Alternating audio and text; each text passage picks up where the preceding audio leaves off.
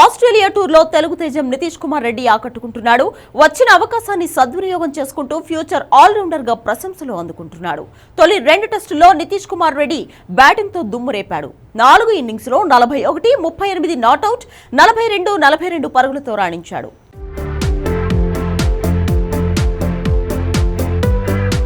కానీ బౌలింగ్ లో మాత్రం దారుణంగా విఫలమయ్యాడు.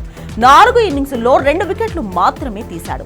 నితీష్ కుమార్ రెడ్డి బౌలింగ్ వైఫల్యం జస్ప్రీత్ బుమ్రా, మహమ్మద్ సిరాజ్లపై అదనపు ఒత్తిడిని తీసుకొస్తోంది. ఆల్రౌండర్ రోల్ కు పూర్తి స్థాయిలో న్యాయం చేయాలన్నదే పలువురి సూచన. ఈ క్రమంలో మాజీ క్రికెటర్ సంజయ్ మంజ్రేకర్ కీలక వ్యాఖ్యలు చేశాడు. తుది జట్టు నుంచి నితీష్ రెడ్డిని తప్పించాలని మంజ్రేకర్ సూచించాడు.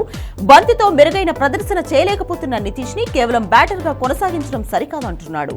నితీష్ కుమార్ రెడ్డిని తుది జట్టులో ఆడించడం ద్వారా బౌలింగ్ అటాక్ బలహీనమవుతుందని చెప్పాడు. ఈ క్రమంలోనే నితీష్ కుమార్ రెడ్డిని తప్పించి ఎక్స్ట్రా బౌలర్ లేదా బౌలింగ్ సామర్థ్యం కలిగిన బ్యాటర్ను తీసుకోవాలని సంజయ్ మంజ్రేకర్ సూచించాడు.